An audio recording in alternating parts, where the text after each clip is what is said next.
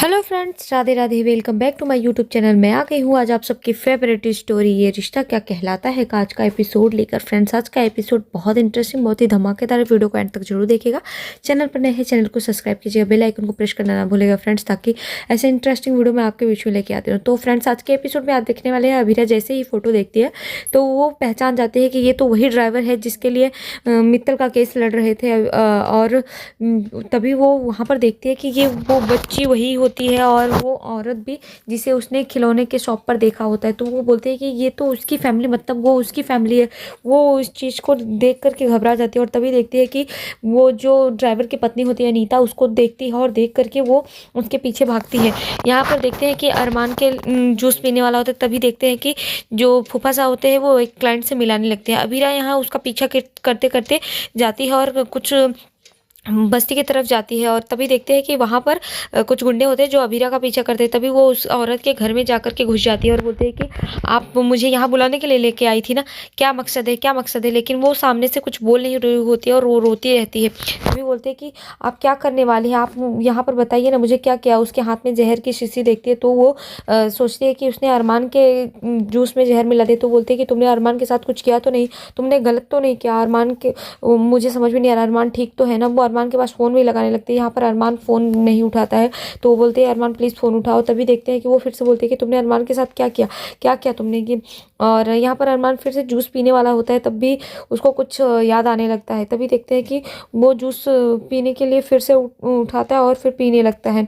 यहाँ पर देखते हैं अबीरा उसके हाथ में जहर की शीशी देखते हुए डर जाती है कि कहीं उसने अरमान के जूस में जहर तो नहीं मिला दिया है। तो वो बोलती है कि तुम करना क्या चाहते हो, तुमने अरमान के साथ क्या किया, मेरे अरमान के साथ। तो वो कुछ नहीं बोलती है और वो तभी खोलने लगती है शीशी जो रहती है जहर की। तो वो बोलती है कि ये आप क्या कर रही हो। तो बोलती है मैं आपको बस सच बताने आई हूँ। तो वो बोलती है कि मैं जानती हूँ कि आप मुझे कुछ बताने के लिए आई हो, लेकिन मुझे नहीं सुनना है। तो वो बोलते हैं कि आपके पति ने जो कुछ भी किया है वो गलत किया। आपके पति ने एक निर्दोष को सज़ा दिलाई है और एक गुनहगार को बचाया है। तो वो बोलते हैं नहीं, अरमान ऐसा नहीं कर सकता, अरमान ऐसी गलती नहीं कर सकता। तो वो बोलती है क्योंकि उनसे ये गलती हुई है। और वो तभी बोलते हैं कि आप मेरी बात सुनेंगी ना, आप मेरी बात सुनेंगी कि नहीं। तो वो यहाँ पर बोलते हैं कि मुझे नहीं सुनना है और वो समझाने की कोशिश करते हैं कि जैसा सोच रहे हो वो गलत है।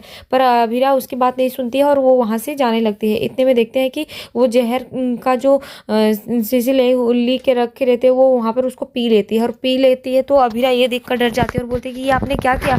तो वो बोलते हैं मैं जानती थी, अब तो आप रुकेंगी ना, क्योंकि मुझे आपको सच बताना था किसी भी हाल में। और वो तभी उसको बोलते नहीं नहीं, अभी सच भाड़ में गया, आप चलो, पहले मुझे आपको लेके जाना है। और वो एम्बुलेंस को फ़ोन करती है। इधर दूसरी तरफ देखते हैं कि मेहर जो होती है वो पार्टी में होती है। तो वो अरमान को अबीरा की शॉल वापस करने आती है और बोलते हैं कि ये लीजिए, अबीरा की शॉल थी। तो वो बोलते हैं कि अरे नहीं नहीं, रखिए आप इसको, अभी आपको ठंड लग रही है। तो वो बोलते हैं कि नहीं। तो यहाँ पर अरमान बोलता है कि ठंड लग रही है तो आप रख लीजिए, ज़रूरत पड़ेगी तो आप इस आपकी वजह से मेरा फॉर्म वापस आया है, तो आप इसके ज़रूरत पर कोई और भी चीज़ ले लेंगे तो मैं मना नहीं करूँगा। तो वो बोलते हैं कि ठीक है, आप को फिर ये उधार आ। तो बोलते हैं ज़रूरत पड़ने पर मांग लूँगी।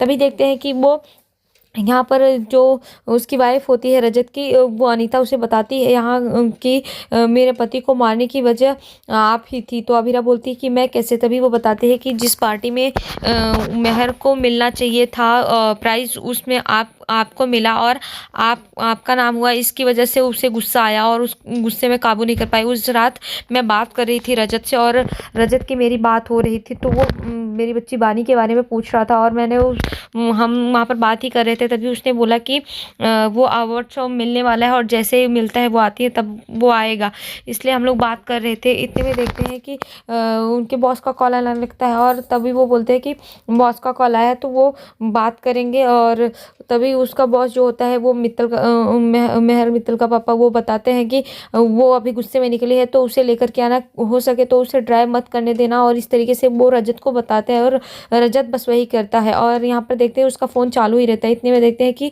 वो गुस्सा करते हुए आती है मेहर जो होती है और गुस्से में आती है। इतने में देखते हैं कि रजत को अपनी नौकरी का डर होता है, क्योंकि उसके बाप ने धमकी दी होती है कि अगर कुछ भी हुआ तो फिर तुम नौकरी से हाथ धो बैठोगे और नौकरी चली जाएगी, जिसकी वजह से वो यहाँ पर बचाने की कोशिश करता है और उसे ड्राइव नहीं करने देता। पर वो बोलती है कि बार बार कि हटो, मुझे ड्राइव करने दो, और वो गाड़ी लेकर के जाने वाली होती है। पर वो यहाँ पर बार बार रोकता है कि मैम आप कुछ भी करो, पर मैं आपको गाड़ी नहीं चलाने दूंगा, और वो हाथ पकड़ने लगता है। इतने में देखते हैं कि वो उस पर गुस्सा करती है और बोलते हैं कि 2 कौड़ी का नौकर, तुम मेरा हाथ पकड़ोगे। और इतने में देखते हैं कि वो उसको नहीं जाने देता। फिर भी तो वो अंदर जाती है और एक कांच की बोतल निकालती है, जिससे उसके ऊपर 2-3 बार वार करती है, जिससे रजत की मौत हो जाती है।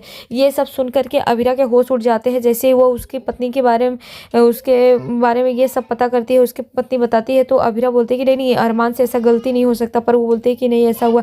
तो बोलते हैं कि मैं सब कुछ ठीक कर दूंगी, और वो उसको हॉस्पिटल ले जाने के लिए बोलने लगती है। पर यहाँ पर देखते हैं कि वो बोलती है नहीं, यही सच है। पर वो बोलते हैं कि मैं नहीं मान सकती, अरमान से इतनी बड़ी गलती कैसे हो सकती है। तो वो बोलती है कि हाँ, जो कुछ भी हुआ है वो पलटा गया है केस को, और वो यहाँ पर बताती है। दूसरी तरफ देखते हैं कि मेहर खुश होते हैं और बोलते हैं कि पापा आपने जो जो भी खिलौना मुझे दिलाया था, मुझे सब पसंद आया, पर ये वाला कुछ ज़्यादा ही पसंद है, कठपुतली की तरह। तो वो बोलते हैं कि अरे कैसे भी नहीं करता। तभी वो बताती है कि आपने वैसे बहुत अच्छा किया पापा, आपने सही केस के लिए सही इंसान को चुना। तो बोलते हैं हाँ क्यों नहीं, अब ये तो हमारे एहसानों के तले दब चुका है, क्योंकि मैंने उसकी फैमिली फॉर्म जो वापस की है, तो वो और फैमिली फॉर्म वापस करके पैसे इन्वेस्ट करके मैंने कोई गलती नहीं की है। वो इस तरीके से यहाँ पर मेहर को बताने लगता है। मेहर बोलते हैं हाँ पापा, वैसे आप मानना पड़ेगा, आपने मुझे बचा लिया। तो बोलते हैं हाँ, मैं जानता था कि इस केस को कोई और हैंडल नहीं कर सकता, और इस केस को अगर कोई हैंडल कर सकता है तो वो है अरमान, इसीलिए मैंने अरमान को समझा और थोड़ा नाटक करना पड़ा रोने धोने का। पर मेहर आगे से ध्यान रहे कि तुम अपने गुस्से पर कंट्रोल करना। और वो यहाँ पर मेहर को समझाता है कि अब ये हमारे हाथों का कठपुतली हो चुका है, तो अब ये वही करेगा जो हम कहेंगे। और वो यहाँ पर मेहर इस बात से खुश होती है और बोलते हैं कि ये तो बहुत ही अच्छा है। तभी देखते हैं कि मेहर यहाँ पर बताती है कि वैसे कोई केस को पलटना आपको सीखे पापा, आपने कैसे हमारे क्लाइंट्स को पैसे खिलाए और पैसे खिला करके उसको हमारी तरफ पलट दिया, और सारे सबूत सारे चीज़ों को पलट कर रख दिया आपने। तो बोलते हैं हाँ, तुम्हारे लिए ये तो करना ही था, मैंने कुछ पैसे भी खिलाए और सारे सबूत और सब कुछ पलट के रख दिया। और वैसे मेहर, तुमने जो उस रजत पे अपने नाखून रखे थे ना, उसको मैंने उल्टे तरीके से पेश किया। तो बोलते हैं हाँ पापा, सही किया आपने, सेक्सुअल हैरेसमेंट लगा करके ये सब सही किया आपने कि उसको बदल दिया। तो बोलते हैं हाँ, ये तो करना ही था, लेकिन आगे से ध्यान देना। और इधर देखते हैं कि अबीरा जैसे ही इस बारे में सुनती है, अबीरा के होश उड़ जाते हैं और वो उससे बोलते हैं कि नहीं, आपने हिम्मत मत हारिए, आप मैं हूँ, आप हॉस्पिटल चलिए। पर वो यहाँ पर सारी बात बताती है कि उन लोगों ने जो कुछ भी सबूत पेश किया था वो सब गलत था। यहाँ पर देखते हैं कि मेहर भी अपने पापा के साथ वो सब याद कर रही होती है कि किस तरीके से वो पहली बार अरमान से मिली थी और उसने जो नाटक किया था वो सब झूठा था। तो यहाँ पर वो उसकी पत्नी जो होती है बताती है कि जैसे ही मेहर को पता चलता है कि उसने अपने गुस्से में उस रजत को यहाँ पर मार दिया है और वो उसकी मौत हो जाती है, और वो सब फ़ोन चालू होता है और वो सारा कुछ उसे पता चल रहा होता है। उसको जैसे ही पता चलता है कि वो मर चुका है, वो पता करती है, तो बोलते हैं मुझसे क्या हो गया, और वो तुरंत गाड़ी लेती है और वहाँ से उसको उसी रोड पर छोड़ करके भाग आती है।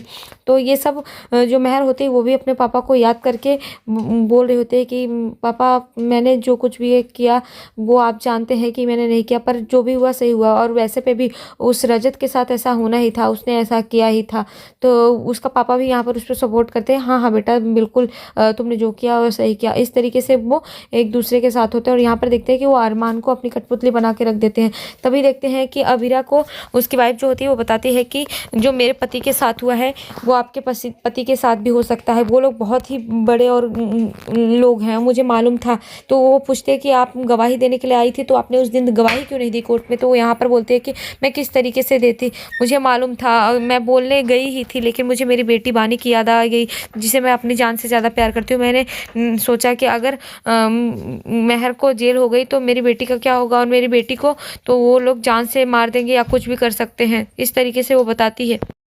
तभी देखते हैं कि अबीरा उसको हिम्मत देती है और बोलते हैं कि आप ऐसे हिम्मत नहीं हार सकती, आप चलिए, अभी आपको लड़ना है। और मैं बोल रही हूँ ना कि अरमान जो है वो पूरी कोशिश करेगा और वो आप आपके पति को न्याय दिलाएगा और आपकी बेटी को भी। वो इस तरीके से बोलते हैं कि वो उस मेहर को जेल पे लेके जाएगा उसने जो गलती की है उसके लिए। लेकिन वो यहाँ पर बोलते हैं कि अब मेरे पास बहुत ज़्यादा समय नहीं है। तो वो वहाँ पर अबीरा को बोलते हैं कि मेरे पास जो कुछ भी सच था मैंने आपको बता दिया है। मैं नहीं चाहती थी कि इन सब के चक्कर में मेरी बेटी और की ज़िंदगी बर्बाद हो। और वो यहाँ पर बताती है कि जो बाहर लोग खड़े हैं ना, वो लोग गुंडे हैं और रजत के जाने के बाद वो उन लोग रोज़ आते थे। और मैं यही सब सोचकर जब मैं खुद नहीं संभाल सकती तो मैं अपनी बेटी को क्या संभाल पाऊंगी।